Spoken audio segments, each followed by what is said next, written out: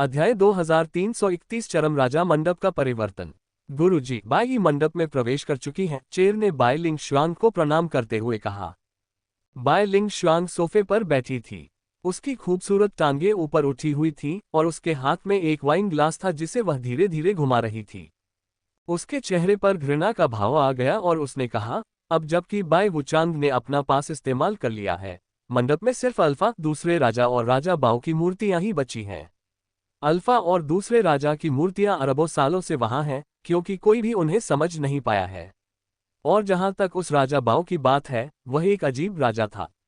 कई शाही बच्चों ने उसकी मूर्ति को समझने की कोशिश की, लेकिन वे खाली हाथ लौट आए। बाई ये किसी भी तरह से मूर्ति के बारे में कुछ भी नहीं समझ पाएगी। ऐसा इनाम मांगने के बजाय जिसका इस्तेमाल वह आसानी से कर सके, बाई ये ने जिद की कि उसे पवेलियन पास दिया जाए। वह खुद को कुछ ज्यादा ही ऊंचा समझता है, चेर ने कहा। बाई लिंग शुआंग के होठों ने शराब का स्वाद चखा। फिर उसने गिलास नीचे रख दिया। इस दुनिया में सबसे मुश्किल काम दुश्मन को समझना नहीं, बल्कि खुद को समझना है। बाई ये अकेला ऐसा इंसान नहीं है जो इससे जूझ रहा है। हमारी जाति के इतने सारे कुलीन लोगों में से कितने लोग खुद को सही मायने में समझने का दावा कर सकते हैं? बाई ये तो बस एक साधारण इंसान है। इसमें कोई आश्चर्य की बात नहीं कि उसने अपनी क्षमता से परे कुछ मांगा। उसे अपनी सीमाओं का एहसास तब तक नहीं होगा जब तक वह खुद कोशिश न कर ले। आप सही कह रहे हैं गुरुजी। आखिरकार इस ब्रह्मांड में आपके जैसे अंतर्दृष्टिपूर्ण लोग कम ही हैं, चेर ने उत्साह से कहा। बाई लिंग शांग ने चेर की ओर देखा और ठंडे स्वर में कहा, तुम्हारी फॉक्स चालें मुझ पर काम नहीं करती। मैं माफी मांगती हूं, चेर ने तुरंत कहा। बाई लिंग शुआंग ने हाथ हिलाया और जवाब देने ही वाली थी कि उसके चेहरे पर हैरानी के भाव उभर आए। वह बालकनी में गई और आसमान की ओर देखने लगी। किसी अन्य ग्रह से प्रकाश की एक किरण पूरे ब्रह्मांड में फैल रही थी, जिससे समस्त ग्रहों पर छाया पड़ रही थी। मंडप, यह असंभव है। बाई लिंग शुआंग ने अविश्वास से प्रकाश को देखा। चरम राजा का प्रत्येक व्यक्ति सदमे में था, क्योंकि उन्होंने अपने सिर आसमान में फैलती प्रकाश की किरण की ओर उठाए थे। वह रोशनी मानो किसी शक्तिशाली जादू से पैदा हुई हो। लोगों को उसे देखते हुए वह राजा कम, देवता या शैतान ज्यादा लग रही थी। राजा के पूरे राज्य में उसकी डरावनी उपस्थिति महसूस की जा सकती थी। राजा के राज्य के सभी राजाओं की निगाहों के सामने वह रोशनी हिली। उसने मुक्का मारना शुरू कर दिया। यह एक्सट्रीम किंग का सबसे बुनियादी हुनर था, एक्सट्रीम किंग पंच। एक्सट्रीम किंग की सभी जीनो कलाएं एक्सट्रीम किंग पंच से ली गई थीं। यहां तक कि बाई वेई का एक्सट्रीम किंग फाइनल पंच भी एक्सट्रीम किंग पंच का ही एक उन्नत संस्करण था। लेकिन एक्सट्रीम किंग पंच का यह बुनियादी उदाहरण एक परछाई के जरिए दिखाया गया था। कल्पना करना भी मुश्किल था कि यह कितना डरावना था। हर पंच में इतनी शक्ति थी कि वह ब्रह्मांड को तोड़ सके। जब रईसों ने उन मुक्कों को देखा तो उनके सीने में धड़कनें तेज हो गईं। वे दब गए और उन्हें सांस लेने में तकलीफ होने लगी। ऐसा लग रहा था मानो हर मुक्का पूरे ब्रह्मांड को अपंग बना देगा और उन्हें कुचल देगा। मुक्कों से निकलती उस ताकत को देखना ही सबको अचंभित कर देने के लिए काफी था। कमजोर इरादों वालों के नाक और कान से खून टपक रहा था। यह हमारा अल्फा है। क्या किसी ने अल्फा प्रतिमा पर दावा किया है? कौन? ये कौन है? लगभग सभी लोग, खासकर शाही परिवार के बच्चे, हैरान थे। यहां तक कि आसपास के रईस भी हैरान थे। अरबों साल बीत चुके थे और इतने समय में कोई भी उस पर दावा नहीं कर पाया था। उस मूर्ति का खुलना उनके समाज की नींव हिला देगा। चाहे कोई भी राजकुमार या राजकुमारी अल्फा मूर्ति का दावा करे, ये राजा बाई का ध्यान आकर्षित करने वाला था। अगर शाही बालक पहले से ही अविश्वसनीय रूप से प्रतिभाशाली माना जाता था, तो यह उनके लिए वर्तमान युवराज का स्थान हथियाने के लिए पर्याप्त हो सकता था। आखिर युवराज कोई बहुत मशहूर तो नहीं था। मौजूदा युवराज को सिर्फ इसलिए चुना गया था क्योंकि वह राजा का सबसे बड़ा बेटा था। राजा बाई जब चाहे उस युवराज को अपने पद से हटा सकते थे। बाई वेई ने एक्सट्रीम किंग पंच के अल्फा की परछाई देखी। उसे घूरते हुए ऐसा लगा जैसे उसने कुछ सीख लिया हो। उसने आकाश में जो देखा उसका पीछा किया और एक के बाद एक मुक्के मारने लगी। उसके मुक्के शुरू में बहुत जटिल थे, लेकिन बाद में बहुत आसान हो गए। उसका आखिरी मुक्का सबसे बुनियादी शॉकन स्काई पंच बन गया। लेकिन उसका शरीर और भी मजबूत होता जा रहा था। वह उनके अल्फा की परछाई के और करीब होती जा रही थी। कच्चा, ऐसा लग रहा था जैसे बाई वेई के अंदर का कोई ताला टूट गया हो। उसका मूल शरीर एक सूक्ष्म शरीर बन गया था, लेकिन विकास यही समाप्त नहीं हुआ। अल्फा के छाया प्रहार के बाद bai वेई का शरीर बढ़ता ही गया। वह जल्द ही एक दिव्य शरीर प्राप्त करने वाली थी। ऐसा सिर्फ bai वेई के साथ ही नहीं हो रहा था। पूरा एक्सट्रीम किंग, हर एक व्यक्ति जिसने शॉकन स्काई पंच या उसके जैसी किसी चीज का अभ्यास किया, उस छाया की वजह से ताकत हासिल करने लगा। कई कुलीनों ने अपनी सीमाएं तोड़ दी और यहां तक कि राजा वर्ग और देवतुल्य लोगों ने भी और ज्यादा ताकत हासिल कर ली। तो यह है हमारे महान अल्फा की शक्ति। वो कितना पवित्र है। ये किसने किया? वो कौन है जिसने अल्फा की मूर्ति पर कब्जा कर लिया? इस घटनाक्रम से सभी हैरान भी थे और बेहद खुश भी, और आपस में खूब चर्चा कर रहे थे। उन्होंने अनुमान लगाया कि सबसे संभावित उम्मीदवार bai वुचांग ही था, लेकिन उसने पहले ही अपने लिए एक मूर्ति का दावा कर लिया था। उसे मंडप में वापस जाकर दूसरी मूर्ति लेने की इजाजत नहीं थी, इसलिए वह मूर्ति उसकी नहीं हो सकती थी। राजपरिवार के अन्य लोग भी शक्तिशाली थे। कोई भी अनुमान नहीं लगा सकता था कि वे कौन थे। केवल bai लिंगशुआंग के चेहरे पर उलझन थी। वह जानती थी कि bai ये उस समय मंडप में थी, लेकिन वह समझ नहीं पा रही थी कि bai ये ने औरों के बीच अल्फा मूर्ति कैसे खोली होगी। ये bai ये नहीं हो सकता। मंडप के अंदर शायद कोई और शाही बच्चा है। bai लिंगशुआंग ने दांत पीसते हुए कहा। मंडप से आ रही रोशनी धीरे धीरे फीकी पड़ने लगी और अल्फा की परछाई भी अपने साथ ले गई। कई कुलीन और चरम राजा के कुलीन लोग मंडप की ओर देखने लगे। वे जानना चाहते थे कि अल्फा की मूर्ति पर किसने कब्जा किया है। राजा bai महल के अंदर शतरंज का खेल खेल रहे थे। उन्होंने एक मोहरा हाथ में पकड़ा हुआ था, उसे भूलकर वे मंडप की ओर देख रहे थे। मेरे राजा, इतना अच्छा बेटा पाने के लिए बधाई। राजा bai के साथ खेल रहा व्यक्ति मुस्कुराया।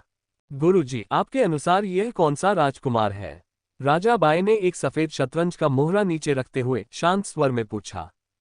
ये चरम राजा का राष्ट्रीय गुरु, जिसे प्राचीन रसातल के नाम से जाना जाता था, उसके साथ शतरंज खेल रहा था। गुरु 40 साल के आदमी जैसे लग रहे थे। अपनी छोटी दाढ़ी के साथ वे काफी सुंदर लग रहे थे, लेकिन इससे वे ज्यादा उम्र के लग रहे थे। इसके बावजूद वे काफी स्वप्निल और हल्के लग रहे थे। प्राचीन रसातल ने झुककर कहा, मुझे नहीं पता। राजा bai ने कोई और सवाल नहीं पूछा। वह मंडप की ओर देखने लगा, उस राजकुमार या राजकुमारी के आने का इंतजार कर रहा था जो खुद को अल्फा राजा बता रहा था।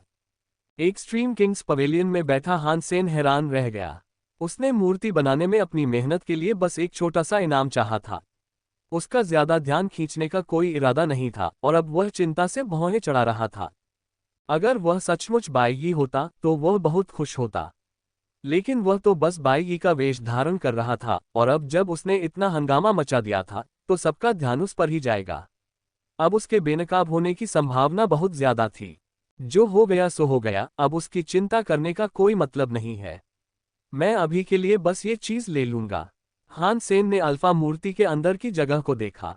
रास्ता खुल गया था। उस छेद में एक चौकोर छेद था जिसमें एक फुटबॉल के आकार का लकड़ी का बक्सा था। हान सेन ने बक्सा बाहर निकाला और मूर्ति वैसी ही हो गई जैसी उसने पहली बार देखी थी। हान सेन मूर्ति के सामने वापस बैठ गया। उसमें अब वो जीवंतता नहीं थी जो पहले थी। ऐसा लग रहा था कि मूर्ति सचमुच वही बन गई है जो उसे होना चाहिए था, एक मूर्ति। उसके अस्तित्व का कोई और छिपा हुआ अर्थ नहीं बचा था, और मूर्ति के हाथ में लौकी अब उस आत्मीयता का एहसास नहीं जगा रही थी जो पहले हुआ करती थी। यह मूर्ति वास्तव में केवल एक बार ही सक्रिय हो सकती है। हान सेन लकड़ी के बक्से को देख रहा था। उसने मन ही मन सोचा, ये वही है जो एक्सट्रीम किंग का अल्फा पीछे छोड़ गया है। यह कोई बेकार चीज तो नहीं हो सकती।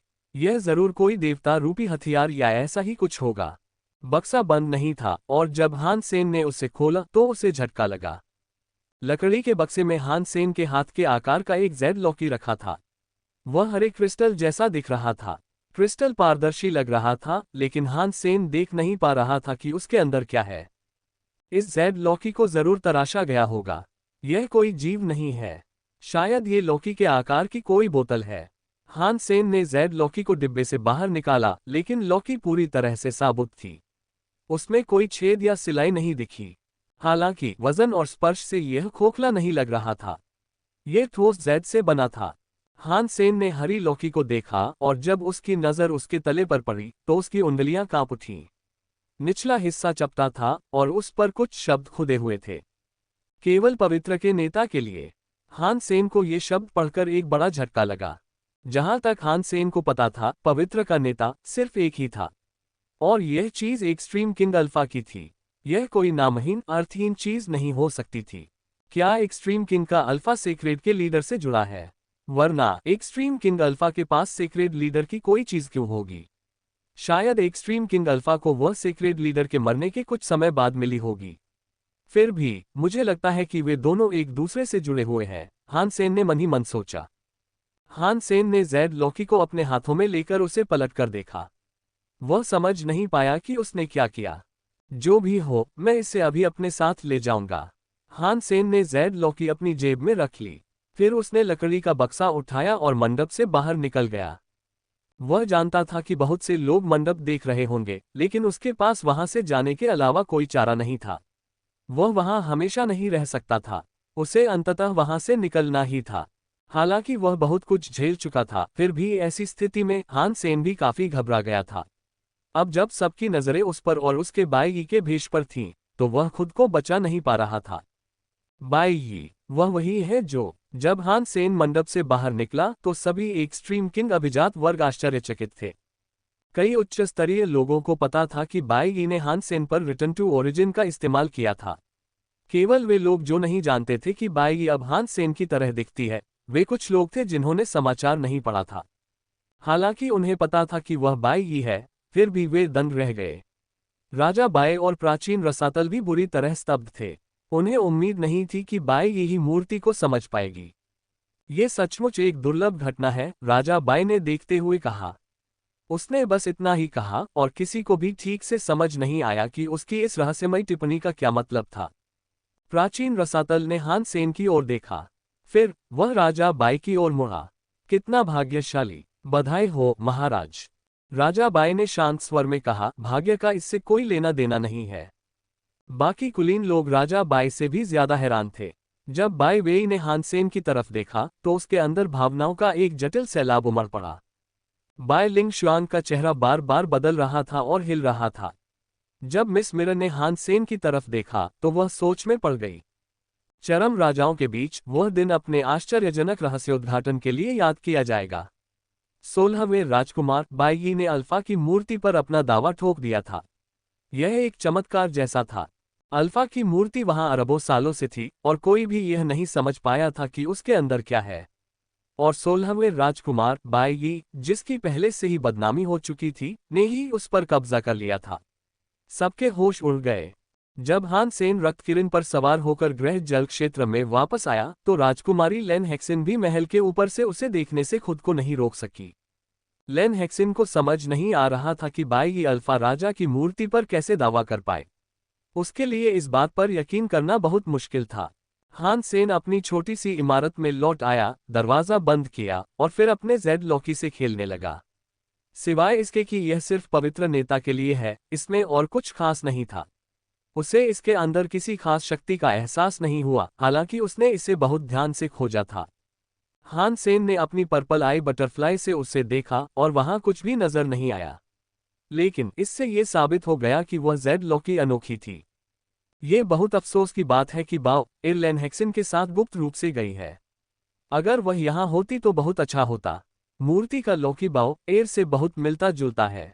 शायद जेड लॉकी सचमुच उससे संबंधित है, हान सेन ने सोचा। पिताजी। जब हान सेन विचारों में खोया हुआ था, बाओ एर अपनी छोटी बाहों में कई तरह के पैकेट पकड़े हुए उसकी ओर कूदती हुई आई। बाओ एर, तुम वापस क्यों आ गई? हान सेन चौंक गया। बाओ एर के हाथ में ढेर सारा खाना था और कोई भी चीज सस्ती नहीं लग रही थी। उसके कपड़े भी बहुत सुंदर थे और जाहिर है कि वे सायरन के फैशन ट्रेंड के अनुरूप थे। मुझे आपकी याद आई पिताजी। बाओ एर हान सेन की छाती से लग गई और अपना चेहरा हान सेन के चेहरे से रगड़ने लगी। पिताजी को भी बाओ एर की याद आई। लेकिन बाओ एर, क्या लेन हेक्सिन के लोगों ने तुम्हें आते देखा? हान सेन उम्मीद कर रहा था कि बाओ एर उसके दूर रहने के दौरान कुछ जानकारी हासिल कर पाएगी। चिंता मत करो, मुझे किसी ने नहीं देखा। बाओ एर ने हान सेन को खाना दिया। तुम अकेले में जरूर खराब खाना खा रहे होंगे। मुझे अच्छा खाना देने दो।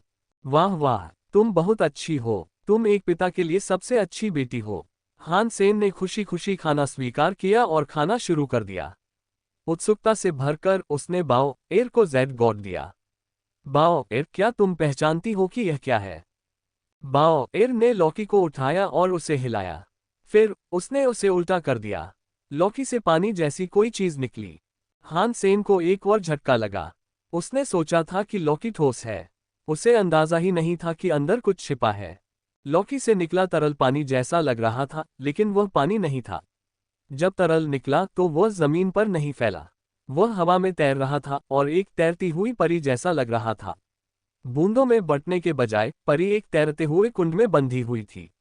ये हान सेन द्वारा मूल जल राजा शरीर का उपयोग करने जैसा लग रहा था। यह क्या है? हान सेन को एक और झटका लगा। पिताजी को स्नान करने में मदद करो, बाओ एर ने पानी परी को निर्देश दिया क्योंकि वह लौकी को पकड़े हुए थी।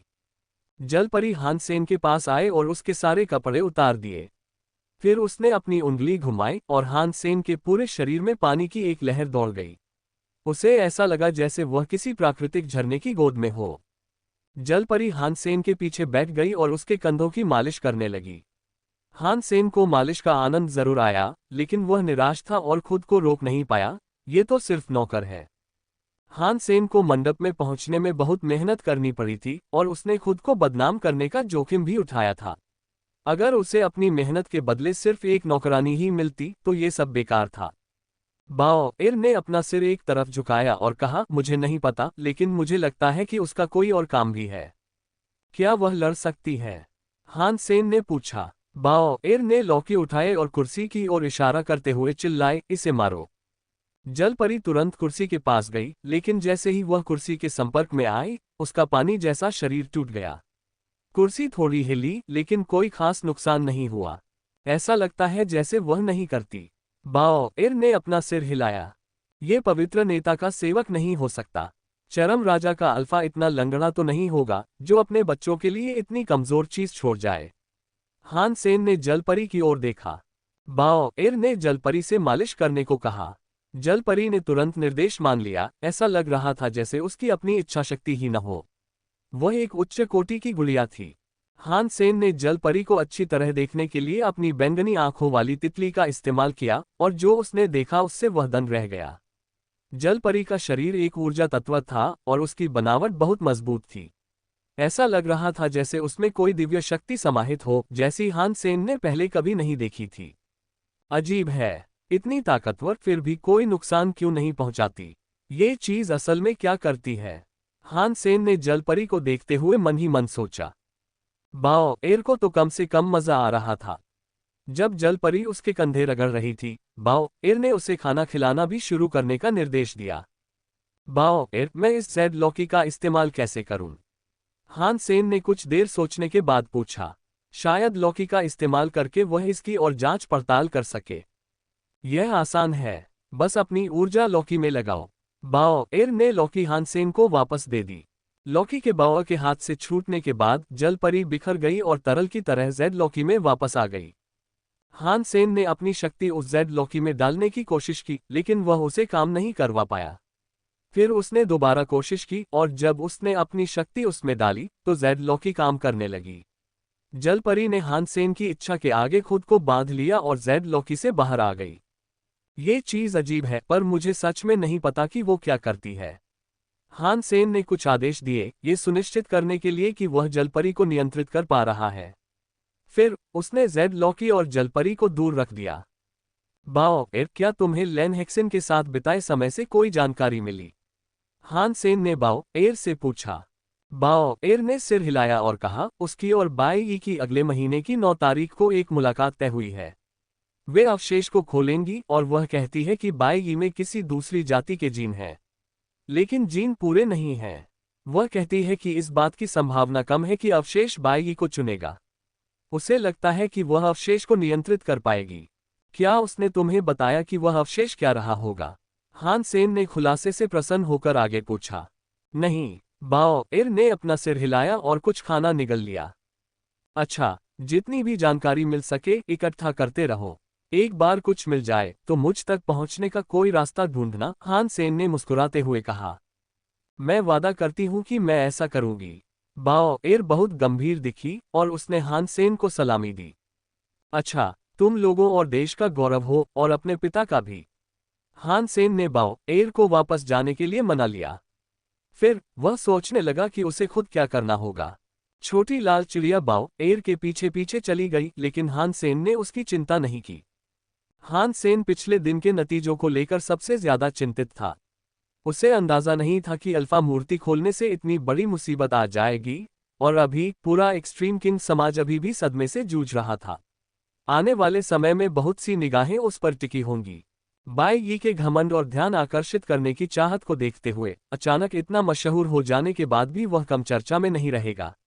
मुझे कहीं जाना है। हान सेन सोचने लगा कि उसे कहाँ जाना चाहिए। हान सेन ने ब्लड किरण को देखा और फिर उसकी आंखें चमक उठीं। हाँ, मुझे ब्लड किरण को अपना शाही रक्षक बना लेना चाहिए। फिर मैं किंग्स गार्डन जाकर एक मुख्य जनराजा ड्रैगन चुरा सकता हूँ। किंग्स गार्डन में केवल राजकुमारों और राजकुमारियों को ही जाने की अनुमति है। वहां कोई भी देवता नहीं है। मैं अभी भी खुद को प्रकट नहीं कर सकता, लेकिन कम से कम मैं उन लोगों के सामने नहीं रहूंगा जो मेरे भेष को सबसे ज्यादा पहचान सकते हैं। और मैं ढेर सारे संसाधन चुरा सकता हूँ। ठीक है, मुझे ऐसा करना चाहिए। मुझे किंग्स गार्डन जाना चाहिए। हान सेन के ऐसा कहने के बाद वह रक्त किरण को अपने साथ ले गया और उसे शाही रक्षक के रूप में पंजीकृत कर दिया। फिर वह राजा के बगीचे की ओर दौड़ा। मेरे राजकुमार बाई यी घर छोड़कर चले गए हैं। उन्होंने शाही रक्षक के रूप में पंजीकरण के लिए रक्त किरण लिया था, और अब वे राजा के बगीचे में जा रहे हैं। मेरी राजकुमारी बाई यी रक्त किरण को राजा के बगीचे में ले गई। यही खबर हर महल में पहुंचाई गई। कई राजकुमार और राजकुमारियां दौड़कर राजा के बगीचे की ओर दौड़ पड़े। वे जानना चाहते थे कि बाई यी के साथ क्या हो रहा है।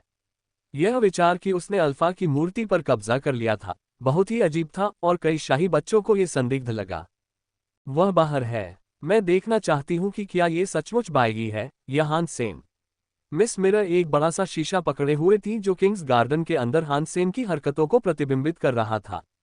उनका ध्यान उस अंगूठी पर था जो हान सेन अभी भी पहने हुए थे।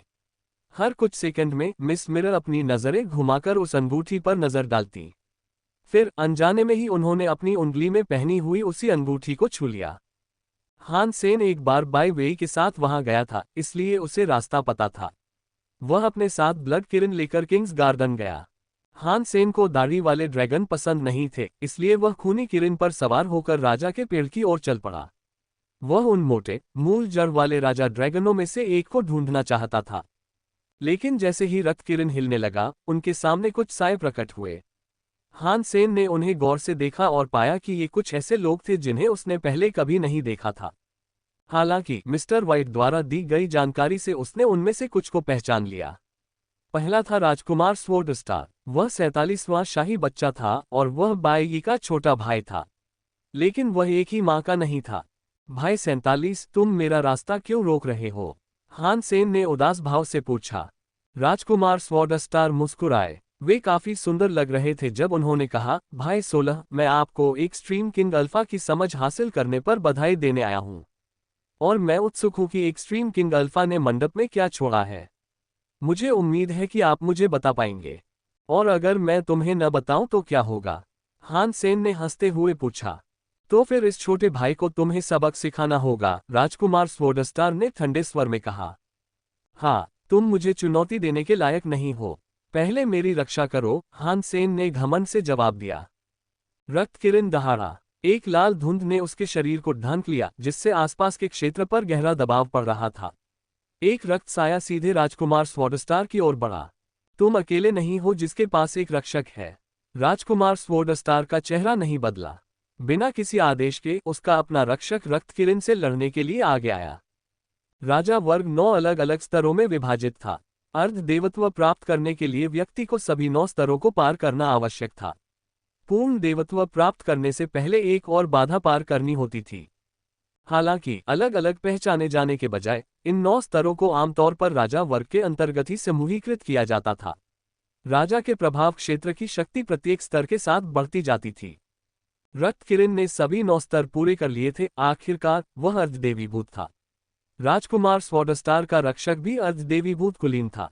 एक राजकुमार के सामने इतना बुरा व्यवहार करने की तुम्हारी हिम्मत कैसे हुई? उस अर्धदेवीभूत रक्षक ने गाय की रंभाने जैसी आवाज निकाली।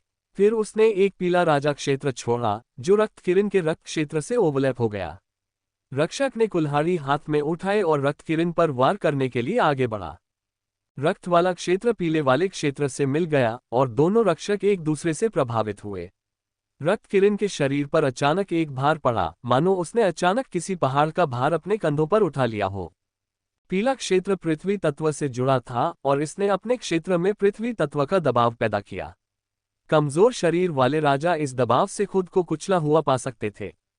जैसे ही रक्त किरण को पृथ्वी की शक्ति ने दबाया, रक्षक की कुल्हाड़ी पहाड़ की तरह उस प्राणी की ओर आई। उसका लक्ष्य रक्त किरण के सिर पर गिरना था। इससे उत्पन्न शक्ति एक पूरे ग्रह को आधा काटने के लिए पर्याप्त थी। गर्जन। रक्त किरण दहाड़ा। वार से बचने की कोशिश करने के बजाय उसने गिरती हुई कुल्हाड़ी को रोकने के लिए अपने सींग का इस्तेमाल किया। धमाका। रक्त और पीली शक्तियां एक दूसरे पर टूट पड़ीं। रक्त किरण का सींग बड़ी कुल्हाड़ी को रोकने में कामयाब रहा, जिससे कुल्हाड़ी ऊपर ही रही। अर्ध देवीभूत रक्षक दहाड़ा। वह अपनी बड़ी कुल्हाड़ी को और नीचे धकेलने की कोशिश कर रहा था, क्योंकि दोनों शक्तियां उस क्षेत्र में एक दूसरे से टकराती रहीं। हान सेन और राजकुमार स्वॉर्डस्टार दूर से उन दोनों को देख रहे थे। अचानक एक जबरदस्त लाल और पीले रंग के विस्फोट ने पूरे इलाके को हिला दिया। रक्त किरण अर्ध देवीभूत रक्षक को चकनाचूर कर देने में कामयाब हो गया। जब विस्फोट की रोशनी धीमी हुई और देखने वालों को फिर से दिखाई देने लगा, तो उन्होंने तुरंत देखा कि रक्त किरण की गर्दन की पपड़ियां फट गई थीं। उनके बीच एक बड़ी दरार थी और रक्त किरण का खून धीरे धीरे उसकी छाती से नीचे टपकने लगा था। अर्ध देवीभूत रक्षक के कवच का कवच भी टूट गया था। उसे भी चोट लगी थी और खून बह रहा था। बहुत मजबूत शरीर, मेरी ओपन स्काई कुल्हाड़ी का वार खाकर तुम मरे नहीं, फिर भी आज मर जाओगे, अर्ध देवीभूत रक्षक जोर से चिल्लाया। उसकी ओपन स्काई कुल्हाड़ी से एक डरावनी रोशनी निकली और वह फिर से ब्लड किरण पर झपट्टा मारती हुई आई। रक्त किरण ने अपना सिर नीचे कर लिया। उसकी आंखें लाल दिख रही थीं। फिर आंखें गहरी होती गईं और गहरी होती गईं, आखिरकार काली हो गईं। हान सेन रक्त किरण को अच्छी तरह समझ गया था और अब उसे पता चल गया था कि वह सचमुच गुस्से में है। उसका रक्त वायु पागल होने वाला था। वह किसी परमाणु बम की तरह था जो फटने ही वाला था। जैसे ही अर्ध देवीभूत रक्षक उसकी ओर झपटा, रक्त किरण ने पीछे हटने से इनकार कर दिया। उसने अपना सिर उठाया और रक्षक को घूरा। उसकी आंखों में रक्त की हवा ज्वालामुखी की तरह फटने वाली थी। ब्लग। रक्त किरण की आंखों से निकली शक्ति हान सेन की उम्मीद के मुताबिक नहीं निकली। दूसरे गार्ड की छाती अचानक खून से फटने लगी। उसकी ओपन स्काई कुल्हाड़ी योजना के अनुसार नीचे नहीं आई। उसके घाव से झरने की तरह खून बह रहा था और लड़ाई देख रहे सभी लोग स्तब्ध रह गए। अर्ध देवीभूत रक्षक ने जल्दी से अपना खून बहने से रोकने के लिए कोई शक्ति लगाने की कोशिश की, लेकिन यह एक व्यर्थ प्रयास था। खून अभी भी उसकी छाती से बह रहा था, फिर धुंध में बदल गया और सीधे रक्त किरण तक पहुंच गया, जहां रक्त किरण ने उसे तुरंत सोख लिया। रक्त किरण की गर्दन पर घाव जल्द ही बंद हो गया, जैसे कि वह कभी अस्तित्व में ही नहीं था। रक्त किरण सिंह की तरह दहाड़ा। वह रक्त साया बन गया और अर्ध देवीभूत रक्षक के पास उड़ गया। अर्ध देवीभूत रक्षक खून से लथपथ था और इस घटनाक्रम से उसका चेहरा स्तब्ध था। प्रतिक्रिया में वह दहाड़ा और अपनी ओपन स्काई कुल्हाड़ी एक बार फिर रक्त किरण पर घुमाई और आने वाले रक्त किरण को काटने की बेताब कोशिश की। रक्त किरण ने बड़ी कुल्हाड़ी से बचने की कोई कोशिश नहीं की और न ही उसने अपने पंजों से वार रोकने की कोशिश की। जानवर ने कुल्हाड़ी को अपने ऊपर लगने दिया और अपने शल्कों में गहरी दरार बना ली। हालांकि उसी समय रक्त किरण के पंजे उसके प्रतिद्वंद्वी पर जा लगे। जैसे ही गार्ड चिल्लाया, उसका खून गीजर की तरह फूट पड़ा। खूनी किरण ने कुल्हाड़ी के उन्मत्त प्रहारों को नजरअंदाज कर दिया तथा अपने शल्कों का उपयोग करके वार को सहन कर लिया, जबकि उसके पंजे गार्ड के कवच को चीरते रहे और उसके मांस को नोचते रहे। रक्त किरण के पंजों ने शूरवीर पर जगह जगह निशान छोड़ दिए और उसके शरीर से लगातार खून बह रहा था। उसका खून ज्वालामुखी की तरह था और उस विस्फोट को कोई नहीं रोक सकता था। हान सेन ये देखकर मुस्कुराया। रक्त किरण का रक्त क्षेत्र एक बहुत ही डरावनी क्षमता थी। हान सेन भाग्यशाली था कि रक्त किरण उसका दुश्मन नहीं था। इसके बजाय जब गार्ड ने बड़ी कुल्हाड़ी से रक्त किरण पर प्रहार किया, तो वह अब बहुत जल्दी ठीक होने में सक्षम हो गया। एक क्षण बाद अर्ध देवीभूत रक्षक टूट गया। वह लगातार चीखता रहा और भागने की कोशिश करता रहा, लेकिन रक्त किरण के रक्त क्षेत्र की चपेट में आकर उसका बहुत सारा खून बह चुका था। उसकी शक्तियां अब कमजोर हो गई थीं और अब उसमें भागने की ताकत नहीं बची थी। खूनी किरण भेड़िए जैसा था, बाघ जैसा। वह उस आदमी की ओर झपटा, फिर उसकी बाहें फाड़कर निगल गया। खाने का स्वाद लेते हुए उस जीव से कुरकुराहट की आवाजें आ रही थीं। राजकुमार, बचाओ, मुझे बचाओ, अर्धदेवी राजकुमार स्वॉर्डस्टार से चिल्लाए। ये सब देखकर राजकुमार स्वॉर्डस्टार को एक अजीब सी ठंडक महसूस हुई। रक्त किरण की क्रूरता ने उसे और बाकी सभी पहरेदारों को झकझोर दिया। इससे पहले कि राजकुमार स्वॉर्डस्टार कुछ कह पाता, रक्त किरण ने गार्ड को अपने मुंह में उठा लिया और उसे पूरा खा गया। एक अर्धदेवीभूत अभिजात वर्ग रक्त किरण द्वारा पूरी तरह निगल लिया गया था। उस आदमी की आखिरी चीख अभी भी भयभीत दर्शकों के कानों में गूंज रही थी। बाई, तुमने मेरे रक्षक को मार डाला। राजकुमार स्वॉर्डस्टार बहुत बीमार लग रहा था। उसकी आंखें सामने की ओर घूर रही थीं। ये तो बस एक गार्ड था और मर गया। इसमें क्या बड़ी बात है? अगर तुम इससे खुश नहीं हो तो ब्लड किरण तुम्हारी शिकायतें सुनने को तैयार है। हिम्मत हो तो जाकर इसे मार डालो, हान सेन ने सपाट लहजे में जवाब दिया। तुम? राजकुमार स्वॉर्डस्टार का चेहरा काला पड़ गया था। वह अर्धदेवीभूत नहीं था। उसके पास केवल 2 अर्धदेवीभूत रक्षक थे और अब उनमें से एक को रक्त किरण ने खा लिया था। किसी और को युद्ध में भेजने से कोई फायदा नहीं होगा। अन्य राजकुमार और राजकुमारियां दूर से ही रक्त किरण को ईर्ष्या से देखते हुए लड़ाई देख रहे थे। मुझे उम्मीद नहीं थी कि हान सेन का ज़ेनोजेनिक इतना जबरदस्त होगा। ऐसा लगता है जैसे उसे पहले ही देवता बना दिया गया हो। मुझे यकीन नहीं हो रहा कि तारानकन शोल बाई ही उसे हासिल कर पाए। जब बाई लिंग शुआंग ने ब्लड किरण का प्रदर्शन देखा तो वह गुस्से से बड़बड़ा उठी।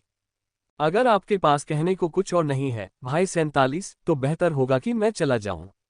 हान सेन फिर से ब्लड किरण पर सवार हुआ और राजकुमार स्वॉर्डस्टार को तिरस्कार से देखा। फिर वह राजा वृक्ष की ओर चल पड़ा। राजकुमार स्वॉर्डस्टार के चेहरे पर कई तरह की भावनाएं घूम रही थीं, लेकिन उन्होंने हान सेन को जाने दिया और दोबारा लड़ाई के लिए दबाव नहीं डाला। राजकुमार स्वॉर्डस्टार प्रतियोगिता जारी रखने के लिए तैयार नहीं था, लेकिन बाई लिंग शुआंग और अन्य शाही बच्चे अभी भी हान सेन का पीछा कर रहे थे। वे देख सकते थे कि वह राजा वृक्ष के करीब पहुंच रहा था। क्या वह राजा वृक्ष के सामने अभ्यास करने जा रहा है? बाई लिंग शांग ने भौहें चढ़ाईं, उसकी अभिव्यक्ति अजीब हो गई। हान सेन ने सोचा था कि उसे पेड़ के पास और भी प्राथमिक जड़ वाले राजा ड्रैगन मिल जाएंगे, लेकिन ऐसा नहीं हुआ। राजा के पेड़ के सबसे पास की जमीन अलग थी और आम शाही बच्चे उसके पास जाने की हिम्मत नहीं कर पाते। इसीलिए बाई लिंग शुआंग इतना परेशान दिख रहा था। राजकुमार स्वॉर्डस्टार ने गुस्से से हान सेन की पीठ को घूरा। चलो चले। राजकुमार, आप ऐसे ही चले जाएंगे? राजकुमार स्वॉर्डस्टार के बचे हुए रक्षक गुस्से में बोले। राजकुमार स्वॉर्डस्टार ने ठंडे स्वर में कहा, मेरे लोग यूं ही नहीं मरेंगे। उसने किंग्स गार्डन में हत्या करने की हिम्मत की, इसलिए ब्लड किरण मर जाएगा। चलो, सजा सुनाने वाली अदालत चलते हैं। हान सेन रक्त किरण पर सवार होकर राजा वृक्ष तक गया। मन ही मन वह सोच रहा था, रक्त किरण की हत्या करने की इच्छा बहुत प्रबल है। अगर वह हत्या करना चाहता है तो मैं उसे रोक नहीं सकता। सौभाग्य से वह केवल एक रक्षक था। मैं बातचीत कर सकता हूं और उसकी हरकतों को समझा सकता हूं। जैसे जैसे वह राजा वृक्ष के करीब पहुंचता गया, हान सेन को कोई भी मुख्य जड़ राजा ड्रैगन नहीं मिला। हान सेन आगे बढ़ता रहा। मुख्य जड़ राजा ड्रैगन हर बार अलग अलग जगहों पर दिखाई दिए। हालांकि आज हान सेन की किस्मत अच्छी नहीं थी। रास्ते में उसे उनमें से कोई नहीं मिला। हालांकि कई राजकुमार और राजकुमारियां उसके पीछे चल रहे थे। हान सेन ने ज्यादातर उनकी मौजूदगी को नजरअंदाज किया, लेकिन थोड़ी देर बाद उसने देखा कि वे पीछे हट गए थे और उसके आगे आना बंद कर दिया था। यह थोड़ा चिंताजनक था। हान सेन ने इधर उधर देखा और पाया कि वह राजा वृक्ष के बहुत पास था। वह इतना घना था मानो उसके सामने कोई विशाल स्तंभ खड़ा हो। उसके और पेड़ के बीच 100 मील की जमीन थी। हान सेन देख सकता था कि पेड़ की छाल में कुछ झुर्रियां थी जो पूरी घाटी जितनी चौड़ी थी। लेकिन उसने जो राजा ड्रैगन देखे थे वे इतने बड़े नहीं थे। हान सेन ने अपनी गति धीमी कर दी। ये जगह उसकी कल्पना से बिल्कुल अलग थी। पेड़ के पास पहुंचने पर भी उसे मुख्य जड़ राजा ड्रैगन ज्यादा नहीं मिले। हान सेन को जल्द ही एक राजा ड्रैगन दिखाई दिया, जिसके सामने सफेद चोगा पहने एक आदमी खड़ा था। हान सेन को मिस्टर व्हाइट द्वारा दी गई जानकारी याद आ गई और उसने उस आदमी को तुरंत पहचान लिया। राजकुमार 17 बाई किंग जिया पूरे राजा के राज्य में सबसे सुंदर आदमी के रूप में जाने जाते थे। वह आदमी इतना सुंदर था कि उसकी सुंदरता उसे लगभग अजेय बना रही थी। किंग जिया बहुत सुंदर तो था, लेकिन किंवदंतियों के अनुसार वह काफी कमजोर भी था। उसकी मां गर्भवती होने पर घायल हो गई थी और उसका बच्चा भी घायल हो गया था। इसलिए वह क्षतिग्रस्त पैदा हुआ था। वह चरम राजा के बीच एक बहुत ही कमजोर व्यक्ति था और उसका शरीर शाही वंश के किसी व्यक्ति जैसा नहीं था। वह एक आम आदमी से भी कमजोर था।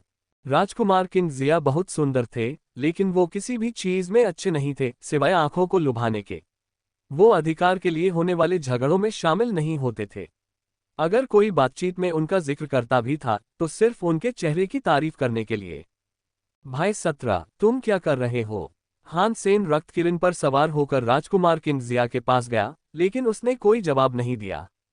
हान सेन जानना चाहता था कि राजकुमार 17 वहां अकेला क्यों था, बाकी सभी शाही बच्चे जा चुके थे। राजकुमार किंग जिया की आंखें तारों जैसी थीं और उनके चेहरे के नैन नक्श तीखे थे। वह संगमरमर के टुकड़े से बनी नक्काशी जैसा लग रहा था, लेकिन वह दिखने में बिल्कुल भी अच्छा नहीं लग रहा था। दरअसल वह पीला और बीमार लग रहा था। उसने हान सेन के पास आकर उससे बात करने की उम्मीद नहीं की थी। राजकुमार किंग जिया ने हान सेन की ओर देखा और कहा, मैं राजा वेन से सुरक्षा पाने आया हूं। क्या आप भी यही नहीं कर रहे हैं, भाई 16? मैं बस घूम रहा हूं।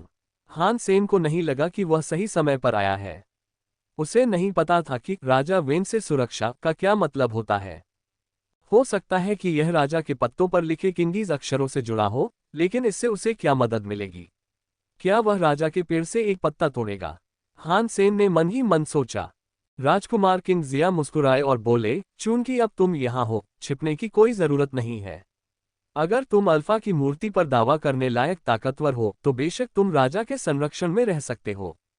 अगर तुम्हें किंगीज चाहिए तो मुझे तुम्हें परेशान नहीं करना चाहिए। मैं इधर उधर घूमता रहूंगा, हान सेन ने कहा, फिर जाने के लिए तैयार हो गया। उसे अभी तक समझ नहीं आया था कि किंगीज कैसे हासिल किया जाए, और अगर वह सावधान नहीं रहा तो उसकी पोल खुल सकती थी। उसे अभी वहां से निकलना था और बाद में किंगीज का पता लगाना था। राजकुमार किंग जिया अचानक उछल पड़े। उनका शरीर हान सेन के सामने टेलीपोर्ट हो गया, जिससे उन्हें जाने से रोक दिया गया। किंगीज अभी तक नहीं जागा है। मुझे उत्सुकता है कि तुम अल्फा की मूर्ति को कैसे समझ पाए।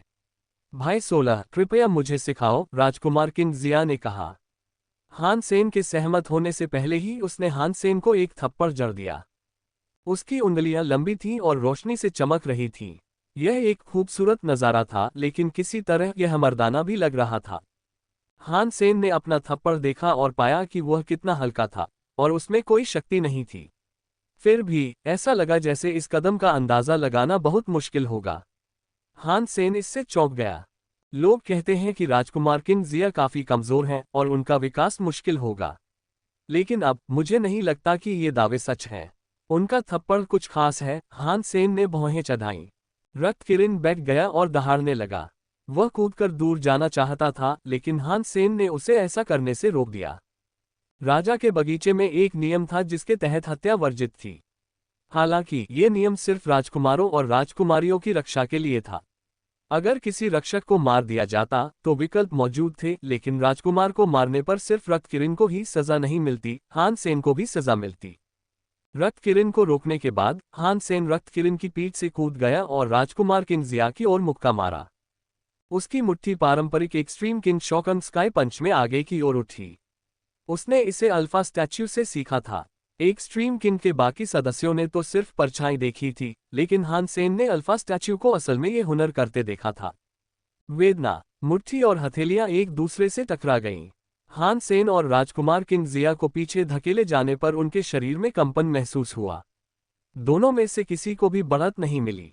हान सेन के प्रहार में मूल जल राजा शरीर की शक्ति शामिल थी। हालांकि यह क्षेत्र शक्तियों के पहले स्तर पर ही था, फिर भी यह काफी शक्तिशाली था और राजकुमार किंग जिया हान सेन के खिलाफ बराबरी की लड़ाई लड़ सकता था। ऐसा लग रहा था जैसे राजकुमार के कमजोर शरीर की अफवाहें पूरी तरह सच नहीं थीं। एक्सट्रीम किंग में वाकई कई कुलीन लोग हैं। मैं किसी को भी कम नहीं आंक सकता। हान सेन चौंक गया। कई राजकुमार और राजकुमारियां दूर से ये सब देख रहे थे और वे पुनः आश्चर्यचकित हो गए। बाई ये अपनी बेपरवाही और बेहद लालची होने के लिए मशहूर थी। बाई किंग जिया बेहद कमजोर और बीमार होने के लिए जानी जाती थी। दो राजकुमारों का राजा के पेड़ के नीचे ऐसे लड़ना अजीब था। अगर यह संघर्ष कहीं और होता तो शायद समझ में आता, लेकिन राजा का पेड़ तो बस 100 मील दूर था। दोनों राजकुमार राजा की छत्र छाया में थे। बाई वुचांग और बाई लिंग शुआंग जैसे प्रतिभाशाली लोग भी उस जगह नहीं जा सकते थे, और वे दोनों राजकुमार वहां गए। राजा का अर्थ कोई खतरनाक जगह नहीं थी, लेकिन उसे राजा वृक्ष का राजा वायु का आशीर्वाद प्राप्त था। अगर राजा वृक्ष उन्हें अपनी मंजूरी दे देता तो उन्हें उसकी सुरक्षा मिल जाती। वे राजा के द्वारा संरक्षित होते। यदि उन्हें मंजूरी नहीं मिली तो वे बस वहीं खड़े रहेंगे और कुछ नहीं होगा। कई राजकुमार और राजकुमारियां किंग्स कवर की सुरक्षा पाने की आशा रखते थे, लेकिन अपनी अनिश्चितता के बीच कोई भी कोशिश नहीं करना चाहता था।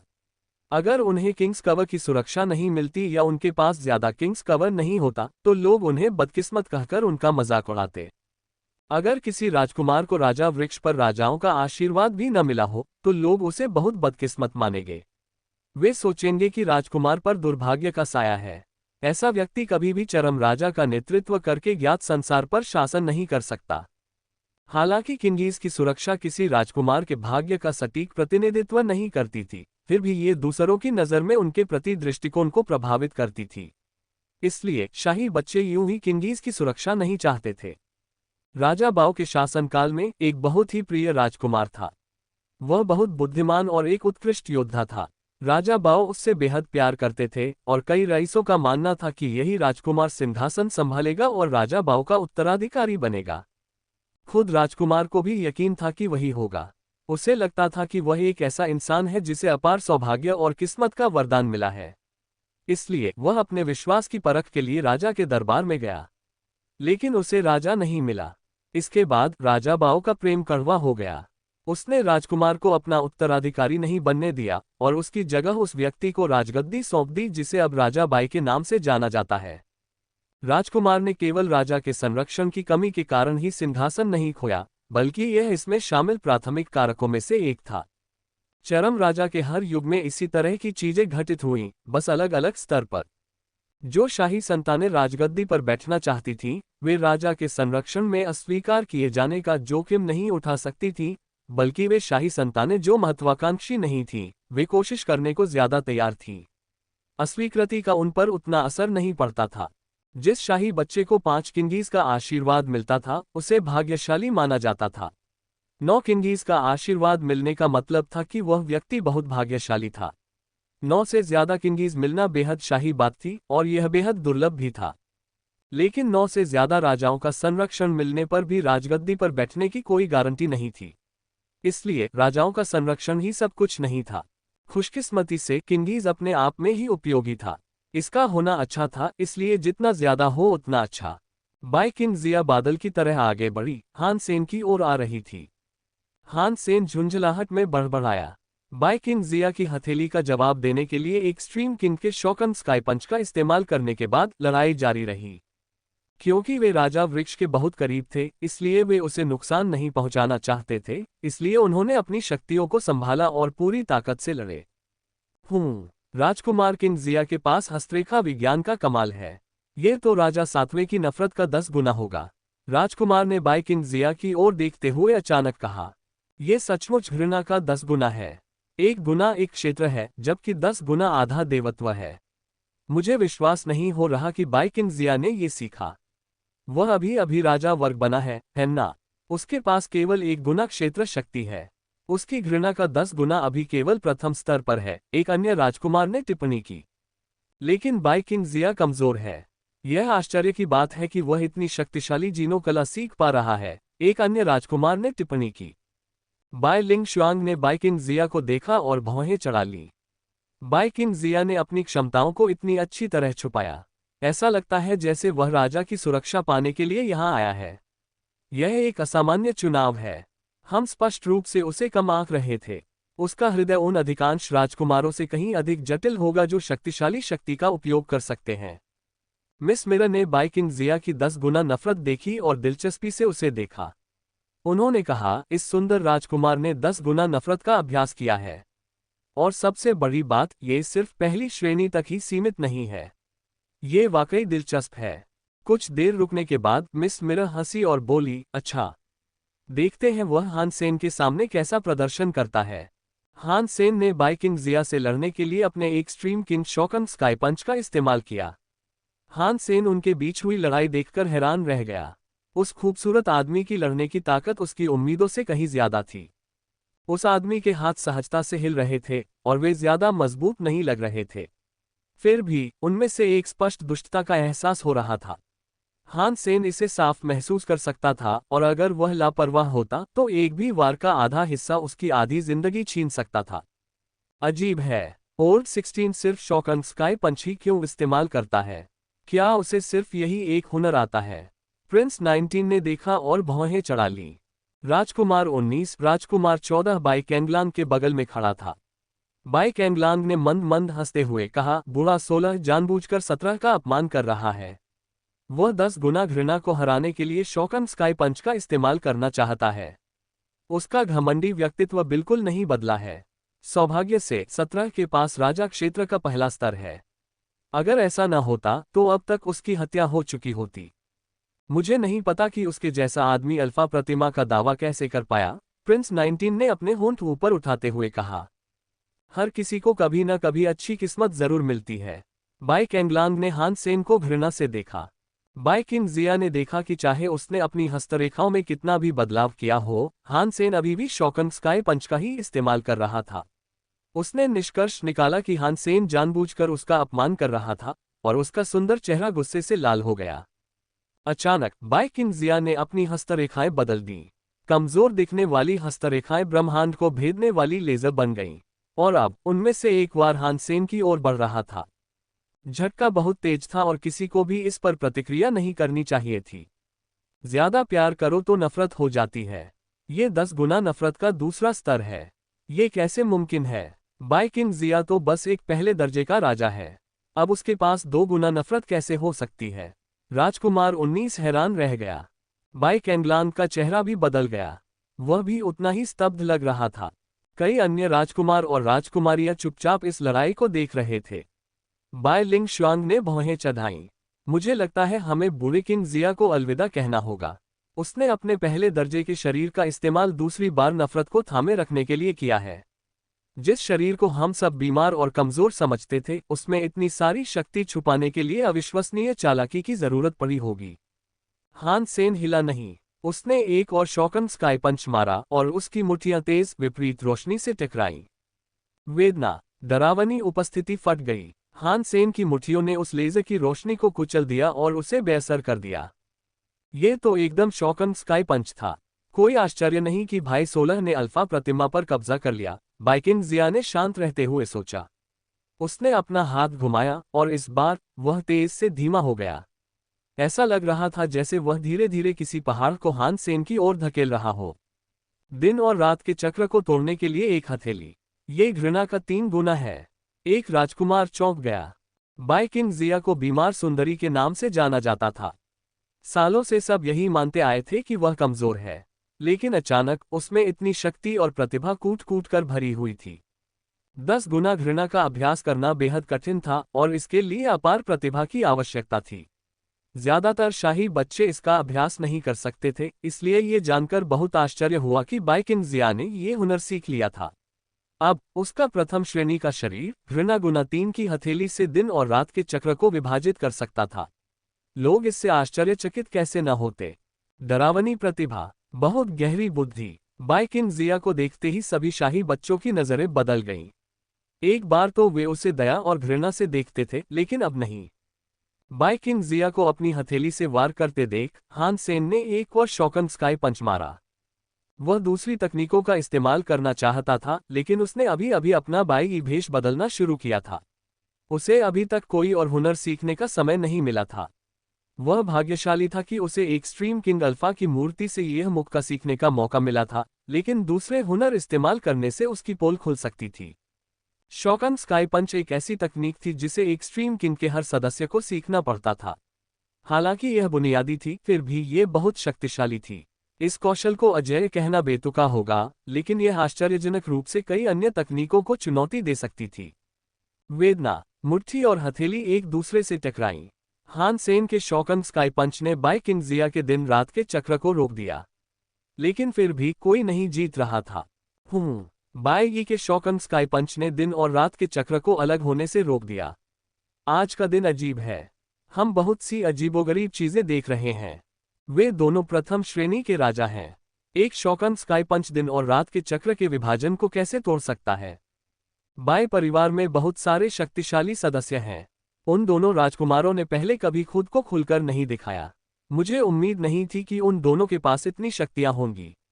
वे दोनों बहुत प्रतिभाशाली हैं और ऐसा लगता है जैसे इन दोनों राजकुमारों के बीच लड़ाई अभी शुरू ही हुई है। ... सब बातें कर रहे थे। हान सेन पर दोबारा हमला करने के बजाय बाई किंग जिया बस अपने प्रतिद्वंदी को घूरता रहा। काफी देर बाद उसने कहा, भाई 16, तुम बहुत खास हो। इसमें कोई आश्चर्य की बात नहीं कि तुम अल्फा प्रतिमा हासिल कर पाए। तुम भी बुरे नहीं हो। हान सेन ने सिर हिलाकर स्वीकार किया। बाई किंग जिया ने अपना सिर उठाया। उसने राजा वृक्ष की ओर देखा और कहा, राज वृक्ष जागने वाला है, इसलिए हमें अभी अपनी लड़ाई बंद कर देनी चाहिए। अगर तुम राजा की सुरक्षा पाने के लिए यहाँ आए हो तो चलो जीत का फैसला इस आधार पर करते हैं कि हम दोनों को कितने राजा मिलते हैं। कैसा लग रहा है? मैं तो बस यहाँ घूमने आया हूँ। मुझे परवाह नहीं कि मुझे किंगीज मिले या नहीं, हान सेन ने कहा। बाई किंग जिया हंसी, क्या तुम हारने से डरते हो? हाँ, तुम सच में सोचते हो कि मैं तुमसे डर सकता हूँ? हान सेन ने उपेक्षापूर्ण स्वर में कहा। तो फिर बात तय हो गई। हम विजेता का निर्धारण इस आधार पर करेंगे कि हमें कितने किंगीज मिलेंगे। जिसके पास सबसे ज्यादा किंगीज होंगे वही जीतेगा। ये कहकर बाई किंग जिया राजा ड्रैगन के सिर के पास लौट आए। हान सेन को समझ नहीं आ रहा था कि किंगीज को कैसे पाएं। इसलिए उसने बाई किंग जिया को तिरस्कार भरी नजरों से देखने का नाटक किया। वह दूसरे राजा ड्रैगन के सिर के पास गया और दूसरे राजकुमार की तरह बैठ गया। बाई किंग जिया को ड्रैगन के सिर पर अपनी आंखें बंद करते देख हान सेन ने भी वैसा ही करने का नाटक किया। रक्त किरण उसके बगल में बैठ गया। बाई किंग जिया और बाई ये दोनों किंग कवर की सुरक्षा चाहते हैं। मुझे आश्चर्य है कि उन्हें कितने किंगीज मिलेंगे। पहले मुझे लगता था कि अगर वे 1-2 जीत भी जाते तो खुशकिस्मत होते, लेकिन अब ये कहना मुश्किल है। वे दोनों राज छुपाते रहे हैं और जाहिर है कि वे सबको प्रभावित करना चाहते हैं। वे शायद अभी भी अपनी काफी ताकत छिपा रहे हैं। तुम सही कह रहे हो। मुझे उम्मीद नहीं थी कि 2 सामान्य राजकुमार अपनी शक्तियों को इस तरह छिपा पाएंगे। ऐसा लग रहा है कि यह एक्सट्रीम किंग का सबसे शक्तिशाली युग है। हाँ, जैसे जैसे शाही बच्चे मजबूत होते जाएंगे उनकी लड़ाइयां भी तेज होती जाएंगी। मुझे नहीं पता कि यह अच्छा है या बुरा। राजा वृक्ष के पत्ते चमकने लगे, लेकिन कुछ ही शाही बच्चे मुख्य जड़ वाले राजा ड्रैगन की तलाश में गए। उनमें से ज्यादातर हान सेन और बाई किंग जिया को देखना चाहते थे। राजा वृक्ष के हर पत्ते पर कुछ न कुछ किंगीज रंग थे। जब राजा वृक्ष जागा तो पत्तों पर किंगीज रंग और भी ज्यादा चमकने लगे। उनकी रोशनी में पत्ते सुनहरे लग रहे थे। किंगीज पत्तों की रक्त नाड़ी थी। हर किंग लीफ की रक्त नाड़ी अलग थी। समय के साथ रक्त नाड़ी और भी चमकदार होती गई।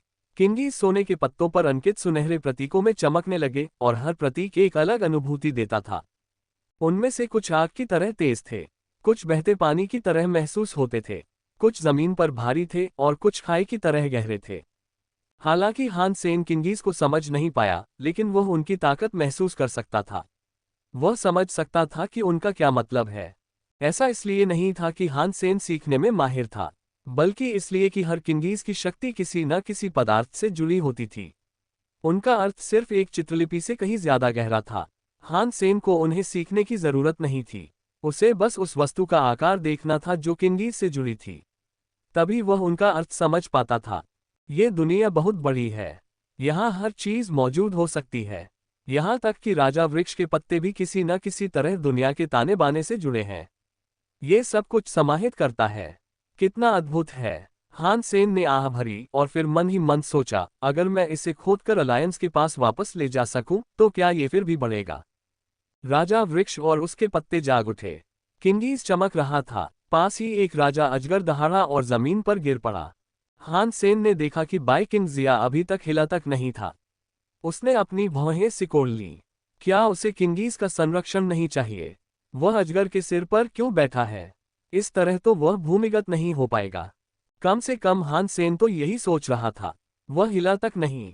उसने अपनी जगह वैसे ही बनाए रखी जैसे बाई किंग जिया ने रखी थी, ड्रैगन के सिर के ऊपर बैठा हुआ। उनके आसपास के राजा ड्रैगन मिट्टी में छेद कर रहे थे। तभी उनके दोनों राजा ड्रैगन हिलने लगे। बाई किंग जिया फिर भी नहीं हिली। हान सेन को समझ नहीं आ रहा था कि क्या हो रहा है। राजा ड्रैगन दूसरे ड्रैगनों की तरह जमीन के नीचे नहीं गया, बल्कि उसने अपना सिर उठाया और पेड़ की चोटी पर चढ़ गया। ऊपर पेड़ की टहनियां सुनहरे आसमान की तरह चमक रही थी। किंगीज सुनहरे तारों की थाली की तरह चमक रहा था। दोनों ड्रैगन ऊपर ही ऊपर चढ़ते जा रहे थे, मानो वे ब्रह्मांड में उड़ रहे हों।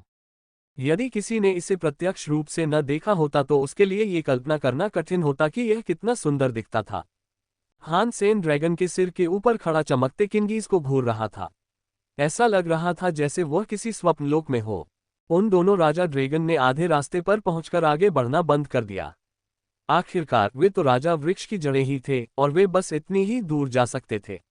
आगे बढ़ने के लिए उन्हें राजा वृक्ष से अलग होना ही होगा। बाई किंग जिया ने आंखें खोली।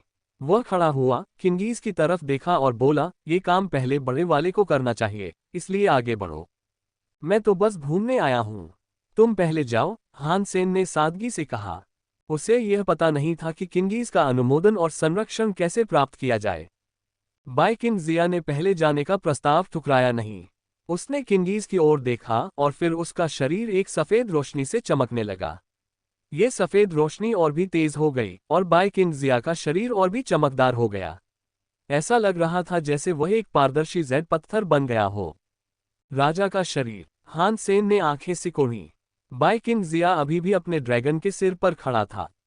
उसका शरीर इतना चमकीला था मानो वह पूरी तरह से किसी दिव्य ज्योति से आच्छादित हो। सिर्फ उसका शरीर ही नहीं, उसके बाल भी जेड जैसे लग रहे थे। उसके राजा शरीर की शक्ति फैलते ही राजा के पत्तों पर मौजूद किंगीज ने जवाब दे दिया। एक राजा का पत्ता हिलने लगा। उसमें से सरसराहट की आवाज आने लगी, मानो वह किसी ऐसी हवा में फंस गया हो जिसका किसी और पर कोई असर नहीं हो रहा था। आह, तो राजा का शरीर खोलने से राजा आकर्षित हो सकते हैं। मुझे लगा कि यह कुछ खास है, हान सेन ने मन ही मन सोचा। जब वह इस बारे में सोच रहा था तभी चमकते किंगीज के बीच अचानक एक पत्ता उभर आया। उस पर लगा किंगीज सूरज से भी ज्यादा चमक रहा था। इससे पहले कि हान सेन ध्यान केंद्रित करना शुरू करता, किंगीज ने पत्ता छोड़ दिया और सीधे बाई किंग जिया की ओर बढ़ गया। दूर से यह नजारा देख रहे लोगों में से कोई उत्साह से चिल्लाने लगा, ये हिल गया, किंगीज हिल गया, यह क्या शब्द है। कई शाही बच्चे ये देखने के लिए इधर उधर देखने लगे कि आवाज क्या कह रही है। सूरज की तरह चमकता हुआ किंगीज अपने आकार में पारदर्शी और प्राकृतिक लग रहा था। ऐसा लग रहा था जैसे किसी खूबसूरत पॉलिश किए हुए जेड के टुकड़े को देख रहे हो। फैन, बाय लिंग शुआंग ने शब्द जोर से पढ़ा। फैन या सुंदर रत्न। यहां तक कि राजा के पेड़ जैसी चीजें, राजकुमार 17 भी रत्न की तरह सुंदर है। वह खुद भी एक चमकदार चीज है और इसीलिए फैन उसके लिए नीचे आया, बैंग कैंगलांग ने ठंडे स्वर में कहा। फैन शब्द चमक रहा था और बाय किंगजिया के माथे पर आकर लगा। वह उसके शरीर में ऐसे पिघल गया जैसे पानी को छूते हुए बर्फ का एक टुकड़ा। जब वह किंगीज प्रतीक उस आदमी में घुल मिल गया तो बाई किंग जिया का आकर्षक शरीर और भी चमकदार लगने लगा। उसकी त्वचा किसी खूबसूरत जेड की बेदाग सतह जैसी थी। उसके शरीर पर मौजूद सारे पीले धब्बे मानो गायब हो गए हों और वह फिर से जवान हो गया हो। वह बहुत सुंदर लग रहा था। कई राजकुमारियां इतनी ईर्ष्यालु थीं कि वे थोड़ी पागल हो गईं। वे भी फैन शब्द चाहती थीं। उन्हें किसी भी अन्य राजा की तुलना में यही शब्द ज्यादा पसंद था। वो तो बस एक सुंदर लड़का है, प्रिंस 19 ने उपहास किया। हालांकि उसकी आंखें उसकी सच्ची भावनाओं को उजागर कर रही थीं। वह बहुत सुंदर है, उसके पास सब कुछ है। एक महिला गार्ड ने यह नजारा देखकर आह भरी। वह बाई किंग जिया के चेहरे से अपनी नजरें नहीं हटा पा रही थी। जब फान पूरी तरह से बाई किंग जिया के शरीर में समा गया तो एक और राजपत्ता प्रचुर प्रकाश के साथ फूट पड़ा। दूसरा प्रतीक नीचे की ओर उड़कर एक बार फिर बाई किंग जिया के माथे की ओर बढ़ा। हान सेन ने किंगिस की तरफ देखा। किंगिस चमक रहा था लेकिन ज्यादा चमकीला नहीं। वह बहुत छोटा था और शायद तूफान में फंसे लोगों को आराम और शांति दे सकता था। यिन, हान सेन ने पहले कभी यह प्रतीक नहीं देखा था, लेकिन वह पढ़ सकता था और समझ सकता था कि इसका क्या मतलब है। बाई किंग जिया ने यिन को अपने शरीर में समाते देखा। उसकी जेड जैसी रोशनी गायब हो गई। वह स्वर्ग से उतरा कोई व्यक्ति लग रहा था जो धरती पर गिरकर एक आम इंसान से ज्यादा कुछ नहीं रह गया था। हालांकि उसे और गौर से देखने पर एक बिल्कुल अलग निष्कर्ष निकलता, मानो रेत के ढेरों के बीच कोई जेड छिपा हो।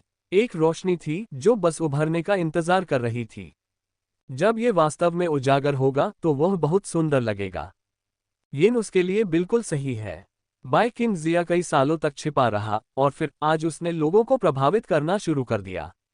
वह यिन शब्द पाने का हकदार है। बाय लिंग शुआंग ने आह भरी। लगता है अब हमें किसी और से मुकाबला करना है। जैसे ही छिपा हुआ शब्द स्थिर हुआ, एक और किंगीज प्रतीक राजा के पत्ते से नीचे गिरा। अगला शब्द आग की तरह था और अपने रास्ते पर तेजी से आगे बढ़ रहा था। ऐसा लग रहा था जैसे वह दुनिया की हर चीज को नजरअंदाज कर सकता है। आओ, हान सेन ने शब्द पढ़ा। राजकुमार 19 जोर से हंसा। बीमार ब्यूटी कई सालों तक छिपी रही। यहां तक कि जब लोगों ने उसे अपमानित किया और उसका मजाक उड़ाया, तब भी उसने एक शब्द नहीं कहा। वह हमेशा एक कछुए से ज्यादा कुछ नहीं रहा। क्या वह सचमुच आओ शब्द का हकदार है? मुझे इस पेड़ की सच्चाई पहचानने की अचूक क्षमता पर शक होने लगा है। आओ का मतलब पागल नहीं होता। पागलपन सतह पर होता है, जबकि आओ हड्डियों में बसता है। यह आओ हड्डियों और दिल में है। बाय किंग जिया को इतने सालों में बहुत अपमानित होना पड़ा है, लेकिन उसने जीतने की अपनी इच्छा कभी नहीं छोड़ी।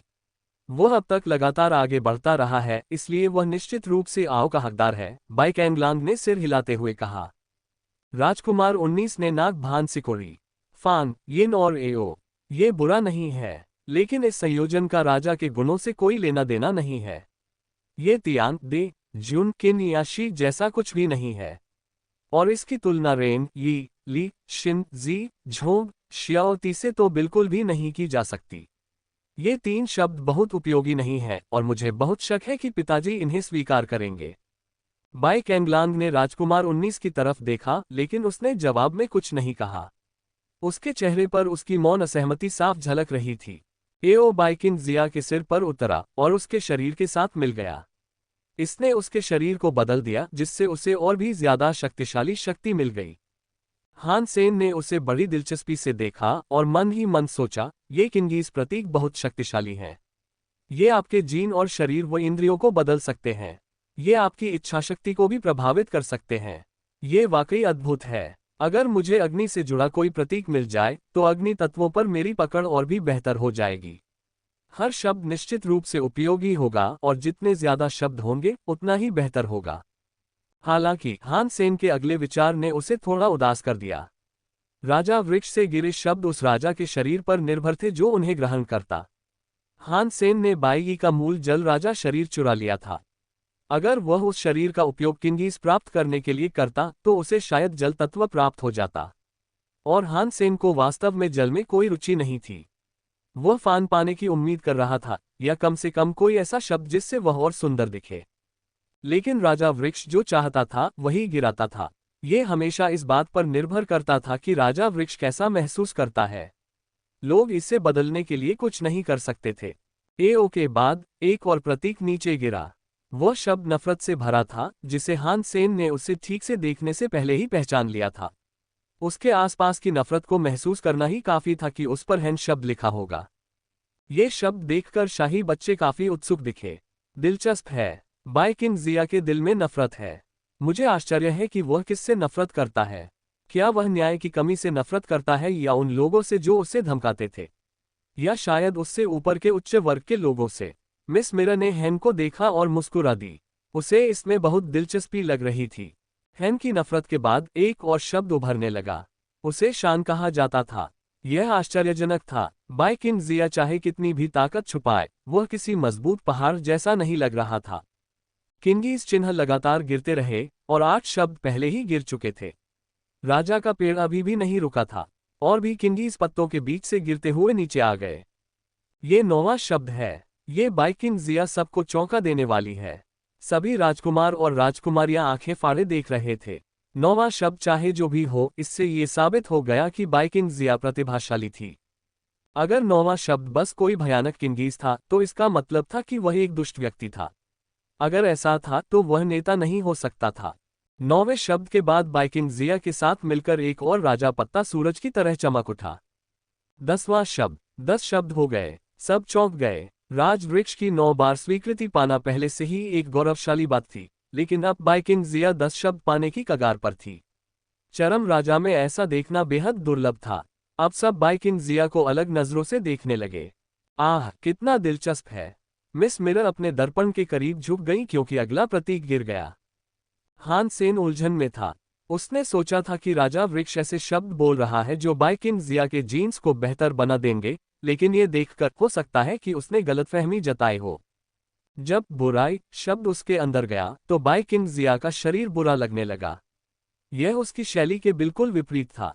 लगता है राजा वृक्ष सिर्फ बाई किंग जिया की खासियत ही पहचान पाता है। उसके अंदर छिपी चीज चाहे अच्छी हो या बुरी, पेड़ उसे और मजबूत बनाता है, और कमियों को भी मजबूत बनाया जा सकता है।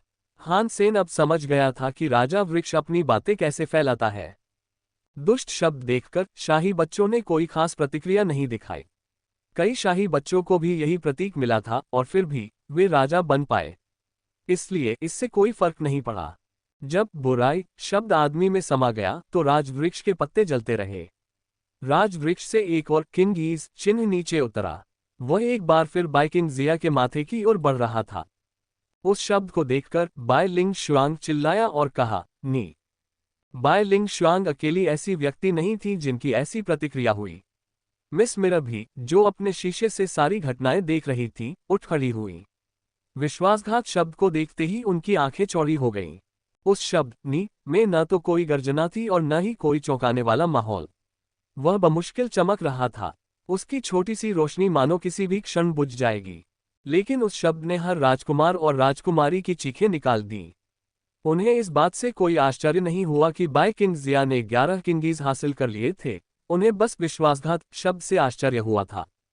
किंगीज प्रतीक अनगिनत थे। उनसे निकले शब्दों की संख्या उन्हें प्राप्त करने वाले व्यक्ति की प्रतिभा को दर्शाती थी। लेकिन अलग अलग किंगीज प्रतीकों के अलग अलग अर्थ थे। ये कहना असंभव था कि कौन से शब्द अच्छे थे और कौन से बुरे। लेकिन इतिहास में कुछ शब्द ऐसे रहे हैं जो किसी व्यक्ति की महानता को सिद्ध करते थे। ऐसा ही एक उदाहरण था विश्वासघात शब्द। चरम राजा के दूसरे राजा राजा वेन को विश्वासघात शब्द मिला था। बस यही एक शब्द था जो उसे मिला। बाकी सभी राजघरानों की तुलना में वह सूची में सबसे नीचे था। लेकिन राजा वेन ने बाकी सभी प्रतिभाशाली राजघरानों को पछाड़कर एक्सट्रीम किंग का दूसरा राजा बन गया। वह उनके इतिहास के सबसे प्रसिद्ध राजाओं में से एक भी बन गया। उस जमाने में एक दुर्लभ राजकुमार था जो 21 शब्द प्राप्त करने में कामयाब रहा। लेकिन वह राजा वेन से हार गया जिसके पास केवल एक शब्द था। राजा वेन के बाद 70 और राजा हुए और अनगिनत राजकुमार और राजकुमारियां हुईं। लेकिन किसी और को विश्वासघात शब्द नहीं मिला था। अभी अभी बाई किंग जिया को विश्वासघात शब्द मिला था, जिसने शाही बच्चों को हिलाकर रख दिया था। इस शब्द ने स्पष्ट कर दिया कि बाई किंग जिया वाकई एक बहुत ही खास इंसान थी।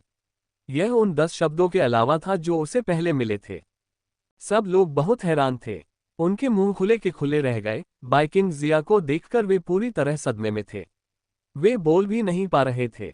एक समय तो वह बहुत शांत था, लेकिन अब अचानक सबको चौंका रहा है। राजकुमार 17 पूरी दुनिया में मशहूर हो जाएगा। एक पहरेदार ने आह भरी। विश्वासघात शब्द प्रकट होने के बाद कोई और राजा चिन्ह नहीं बचा। बाई किंग जिया की शक्ति मंद पड़ गई। उसने अपना राजा शरीर छोड़ा और हान सेन से कहा, भाई 16, मुझे 11 शब्द मिले हैं, इसलिए अब तुम्हारी बारी है। तुम्हारे राजा के शरीर का नाम क्या है? हान सेन ने उस आदमी को घमंड से देखा।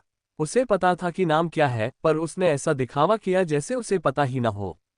गेंजो किंग बॉडी, बाई किंग जिया ने शांति से कहा। वह हान सेन के उकसावे पर नहीं उठा।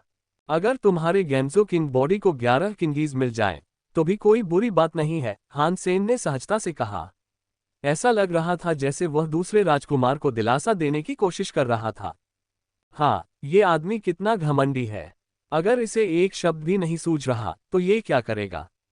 हान सेन की बात सुनकर मिस मिरर हंसे बिना नहीं रह सकी। सभी राजकुमार और राजकुमारियां ये सुनकर हैरान रह गए।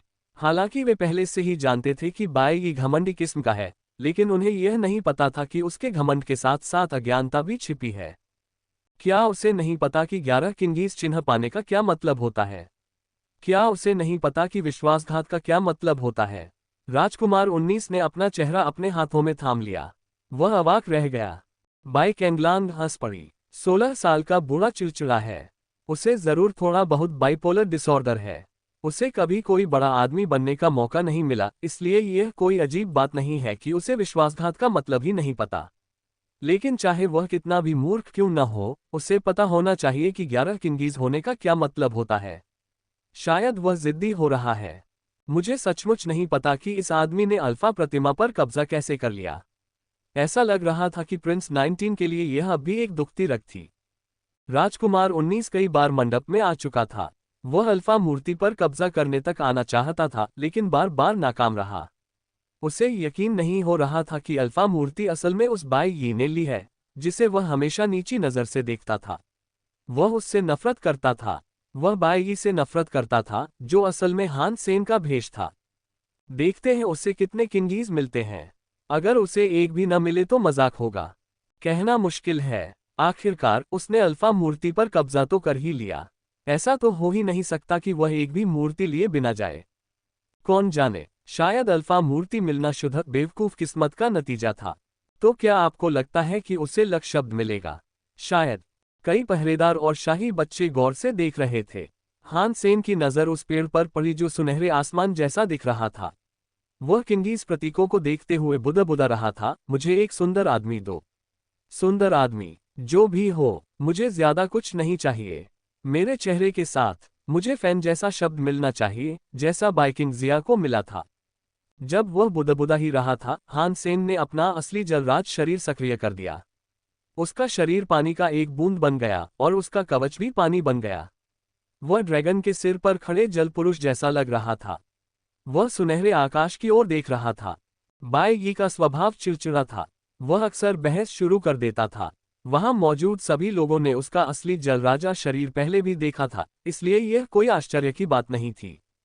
बाई किंग जिया के गेंजो किंग बॉडी की तुलना में ओरिजिनल वाटर किंग बॉडी उतनी बुरी नहीं थी, लेकिन पानी कमजोर था। यह उपचार क्षमताओं के लिए ज्यादा उपयुक्त थी। लेकिन बाई यी बहुत चिड़चिड़ा था। वह कोई उपचारात्मक जीनोकला नहीं सीखना चाहता था। उसने खुद को एक विनाशकारी जल तत्व कौशल सीखने के लिए मजबूर किया था, इसलिए उसे ज्यादा कुछ हासिल नहीं हुआ था। वह उन सभी राजा वर्ग के राजकुमारों की तुलना में नंबर 1 नहीं था। वह मध्यम निम्न श्रेणी में था। इस वजह से कई शाही बच्चों को लगा कि उसका मूल जलराजा शरीर काफी कमजोर है। असल में ओरिजिनल वाटर किंग बॉडी जेनेजो किंग बॉडी से ज्यादा खराब नहीं थी। बस बाई यी ने उसका कभी सही इस्तेमाल नहीं किया था। हान सेन ने मूल जल राजा शरीर को सक्रिय किया और उसके शरीर में एक जल ज्योति उत्पन्न हुई। वह राजा वृक्ष से जुड़ गई। पत्तियां सरसराहट करने लगीं और उनकी सुनहरी रोशनियों के बीच एक राजा का पत्ता चमक उठा। राजा का प्रतीक मानो नीचे गिरता हुआ सूरज हो। वह हान सेन की ओर जा रहा था। वह शब्द इतना पानीदार था कि मानो तैरता हुआ पानी हो। वह एक डरावनी लहर जैसा लग रहा था। वह बहुत सुंदर था और उसके साथ तेज बारिश और तूफान भी चल रहा था। उसमें शुई शब्द समाया हुआ था। बाई यी को वह शब्द मिला जिसका अर्थ था पानी। सभी को इसकी उम्मीद थी क्योंकि उसके पास मूल जल राजा का शरीर था। अगर उसे पानी न मिले तो यह अजीब होगा। कुछ न होने से तो यही बेहतर है, हान सेन ने सोचा। और इसलिए वह उस शब्द के नीचे आकर उसके सिर को छूने का इंतजार करने लगा।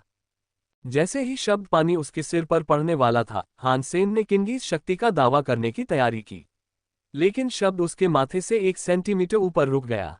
सब स्तब्ध थे। उन्हें समझ नहीं आ रहा था कि क्या हो रहा है। हान सेन के दिल में एक तेज दर्द उठा। उसे समझ नहीं आ रहा था कि पानी शब्द उसके ऊपर क्यों रुक गया था। अगले ही पल हान सेन के माथे पर बना चिन्ह तोप के गोले की तरह उससे दूर चला गया। वह वापस आसमान में उड़ गया, पेड़ की चोटी पर लगे पत्तों से टकराकर गायब हो गया। यह क्या है? हान सेन स्तब्ध रह गया। राजा के बगीचे में मौजूद हर शाही बच्चा और रक्षक पत्थर की तरह स्तब्ध रह गए। उन्हें लगा कि वे जरूर कोई कल्पना कर रहे हैं और अविश्वास से उनकी आंखें खुली की खुली रह गईं। राजा वृक्ष अरबों वर्षों से चरम राजा क्षेत्र के मध्य में खड़ा था। ऐसा कोई किंगीज कभी नहीं हुआ जिसने अपने प्राप्तकर्ता को देखा हो और फिर उसे वापस वहीं ले गया हो जहां से वह आया था। हाँ, मैं और नहीं बोल सकता। मुझे बहुत हंसी आ रही है। ओल्ड 16 तो बहुत ही मजा किया है। जो किंगीज गिरा था वह उसके चंगुल से बच निकला था। प्रिंस 19 हंसते हुए अपना पेट पकड़े हुए था। उसकी आंखों में खुशी के आंसू बह रहे थे। पानी का किंगीज एक कामुक आदमी की तरह लग रहा था, एक खूबसूरत शरीर वाली सेक्सी औरत को देखकर। उसने जल्दी से उसका पीछा किया, लेकिन जब वह उसका चेहरा देखने के लिए उसके काफी करीब पहुंच गया तो वह किसी भी खरगोश से भी तेज भाग गया। ये क्या हो रहा है? बाय लिंग शुआंग चौंक गई। उसे कुछ समझ नहीं आ रहा था कि क्या हो रहा है। मिस मिरर ने आंखें मूंद लीं। लगता है वो असल में बाई ही नहीं है। पानी का किंगीज असली पानी के राजा के शरीर की तरफ आकर्षित हुआ था, लेकिन उसे लगा कि कोई समस्या है। इसलिए उसने वापस भागने का फैसला किया। मुझे पूरा यकीन है कि वो असल में हान सेन ही है। ये क्या है? एक गिरा हुआ किंगीज वापस जा सकता है? मुझे नहीं पता। मैंने पहले कभी ऐसा कुछ होते नहीं सुना। राजकुमार 16 थोड़ा शर्मिंदा लग रहा है। वह पके हुए बत्तख की तरह है जो अभी भी उड़ सकता है। हाँ, इतना ही नहीं, बल्कि वह एक्सट्रीम किंग में पहला व्यक्ति होगा जिसका किंगीज उनसे दूर भागेगा।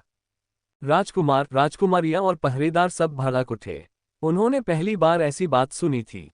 वे इतने उत्साहित थे मानो उन्हें मुर्गे का खून चढ़ा दिया गया हो। हान सेन को लगा कि ये तो बुरा हुआ। क्या राजा के पेड़ ने देखा कि असली जल राजा का शरीर असल में मेरा नहीं है? क्या इसीलिए राजा वापस भागे? अगर ऐसा है तो बहुत से लोग मेरी पहचान पर शक कर सकते हैं। यहाँ मेरी किस्मत बहुत खराब रही है। अगर मुझे पता होता कि ऐसा हो सकता है तो मैं बस थोड़ी सी राजा हवा लेकर चला जाता। हान सेन उदास था। जब सब लोग जो हुआ था उसके बारे में बातें कर रहे थे और हंस रहे थे, तभी राजा के पेड़ का ऊपरी हिस्सा चमक उठा। राजा के पत्ते अचानक बहुत चमकीले हो गए और एक किंगीज सूरज की तरह नीचे गिरा। वह पेड़ की चोटी से उड़ता हुआ हान सेन के माथे पर आ गिरा। आओ, आओ, इस बार कुछ बुरा ना हो। चलो, हान सेन ने अजीब तरह से विनती की। अगर ऐसा हुआ तो सबको पता चल जाएगा कि उसमें कुछ गड़बड़ है। किंगीज चिन्ह नीचे गिर गया। हान सेन भी उसे देख सकता था। वह शब्द इतना ठोस अटूट था, मानो कोई अरबों साल पहले बना पत्थर हो। उस पर लिखा था, जी। ये समलैंगिक है। मेरे पास ऐसा शब्द क्यों होगा? नहीं, नहीं, मैं बिल्कुल भी समलैंगिक नहीं हूं। इसका मतलब जीन या बेस होगा। यही होगा, यही होगा, हान सेन ने मन ही मन सोचा। हान सेन को वास्तव में इस बात की परवाह नहीं थी कि शब्द क्या है, जब तक उसके पास एक शब्द था। ये सब देखने वाला हर कोई अब हान सेन की ओर देख रहा था, ये जानने की कोशिश कर रहा था कि क्या हो रहा है। कुछ तो उम्मीद कर रहे थे कि किंगीज फिर से भाग निकलेंगे। झट से शब्द हान सेन के सिर पर आ गिरा। सबने सांस रोक ली। उन्होंने अपनी गर्दनें ऊपर करके हान सेन के सिर और जी शब्द को देखा। वे देखना चाहते थे कि क्या ये सचमुच उसमें घुल मिल जाएगा। चलो, नीचे आओ, इसे और बदतर मत बनाओ। हान सेन जल्दी में था। उसका मन तो करता कि बस शब्द को पकड़ ले, उसे मुंह में ठूस ले और निगल जाए। यह अफसोस की बात थी कि किंगीज प्रतीकों को हथियाना नामुमकिन था। अगर वे ऐसा कर पाते तो शाही बच्चों को इंतजार नहीं करना पड़ता। वे खुद ही किंगीज प्रतीकों को हथिया लेते। हान सेन मन ही मन प्रार्थना करता रहा। जी शब्द हान सेन के सिर से 1 सेंटीमीटर आगे रुक गया। असल में वह उसके शरीर पर नहीं पड़ा। अरे, ये फिर से मेरे साथ खेल रहा है। हान सेन रोना चाहता था। ये रुक गया, ये रुक गया। किसी की आवाज इस दृश्य को देखकर बहुत उत्साहित लग रही थी। उनकी चीखें किसी ऐसे बच्चे की तरह लग रही थी जिसने पहले कभी विदेश यात्रा नहीं की थी और आखिरकार जा रहा था। ऐसा लग रहा था जैसे वे किसी विदेशी जगह पर घूम रहे हों। राजकुमार 16 अब सचमुच बहुत मशहूर हो रहा था। वह पहला व्यक्ति था जिसे किसी राजा ने त्याग दिया था। हाँ, ये तो बहुत मजेदार है। लेकिन किंगीज भाई 16 के शरीर को छूने और उसमें विलीन होने से इनकार क्यों करते हैं? पूरा किंग्स गार्डन फट पड़ा। उन्होंने कभी सोचा भी नहीं था कि ऐसा कुछ हो सकता है, लेकिन अब हो गया। उनकी जिज्ञासु आत्माएं जल रही थीं। हान सेन का सबसे करीबी बाइकिंग जिया भी उलझन में था। उसे समझ नहीं आ रहा था कि हान सेन के साथ क्या हो रहा है। अजीब है। जी शब्द बंद हो गया है पर गया नहीं है। किसी ने इस छोटी सी समस्या पर भी ध्यान दिया। जी शब्द रुक गया था लेकिन पानी वाले की तरह बाहर नहीं निकला। वह हान सेन के सिर के ऊपर ऐसे लटका रहा मानो सस्पेंडेड एनिमेशन में हो। भाई, ये क्या बकवास है? नीचे आना है तो आ जाओ। अगर यही ठीक है तो चले जाओ। तुम यहाँ यूं ही क्यों घूम रहे हो? आधा अंदर आधा बाहर कुछ नहीं होता। क्या तुम मुझे डराने की कोशिश कर रहे हो? जो भी करना है बस कर लो। हान सेन ने आंखें घुमाई और जी किंगिस को घूरने लगा। वह घबरा गया था। हान सेन को लगा कि उसकी किस्मत पलट गई है। उसे लगा कि सब कुछ गड़बड़ हो गया है। उसने मंडप में पहले ही बहुत ध्यान खींच लिया था। अब जब ऐसा हो चुका था तो उसके लिए संदिग्ध न दिखना मुश्किल था। मुझे एक ईमानदार इंसान बनना है। मैं फिर कभी किसी और का वेश नहीं बनाऊंगा। मैं इस तरह के तनाव को नहीं झेल सकता। हान सेन की आंखें जल रही थीं। किंगीज हिल नहीं रहा था। वह नीचे नहीं आया, न ही वापस गया। वह बस वहीं लटका रहा जहां था। सब लोग उलझन में थे, लेकिन किसी तरह राजा के पेड़ का शीर्ष फिर से चमक उठा। कई राजा के पत्ते सूरज की एक टेपेस्ट्री की तरह चमक रहे थे। वाह! सूरज उल्कापिंडों की बौछार की तरह गिरने लगे। राजा के पेड़ से कई किंगीज नीचे गिर पड़े। वे सब हान सेन की ओर किसी आकाशगंगा की धारा की तरह आ रहे थे। ऐसा लग रहा था जैसे तारे उसकी दिशा में बिखर रहे हों। अरे, ये क्या है? इन सभी उड़ते हुए किंगीज प्रतीकों को देखकर हान सेन का दिल मानो उसकी छाती से बाहर निकल आएगा। सभी शाही बच्चे और पहरेदार आंखें फाड़े देख रहे थे। हर कोई भयभीत था।